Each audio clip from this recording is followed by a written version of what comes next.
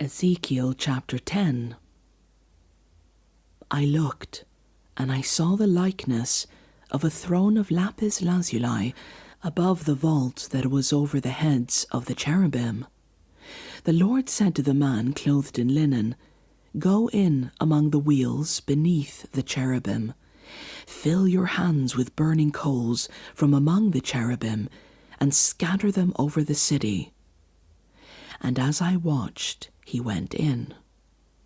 Now the cherubim were standing on the south side of the temple when the man went in, and a cloud filled the inner court. Then the glory of the Lord rose from above the cherubim and moved to the threshold of the temple. The cloud filled the temple, and the court was full of the radiance of the glory of the Lord. The sound of the wings of the cherubim could be heard as far away as the outer court, like the voice of God Almighty when he speaks. When the Lord commanded the man in linen, "Take fire from among the wheels, from among the cherubim," the man went in and stood beside a wheel. Then one of the cherubim reached out his hand to the fire that was among them. He took up some of it and put it into the hands of the man in linen, who took it and went out. Under the wings of the cherubim could be seen what looked like human heads. I looked, and I saw beside the cherubim 4 wheels, each beside each of the cherubim.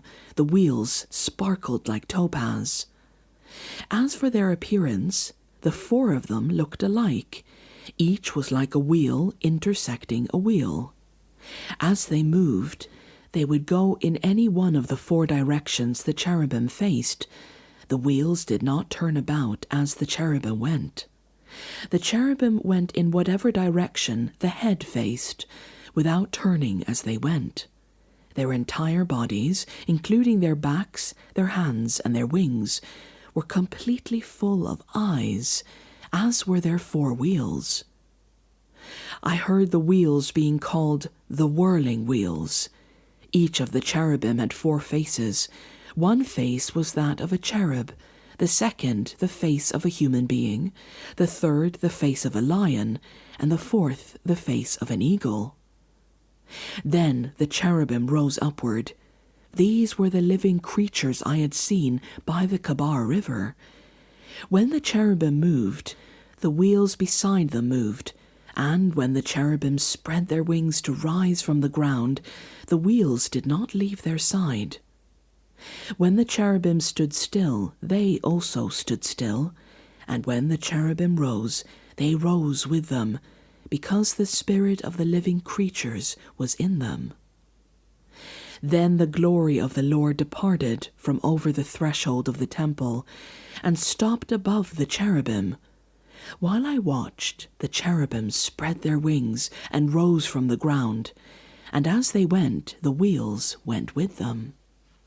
They stopped at the entrance of the east gate of the Lord's house, and the glory of the God of Israel was above them.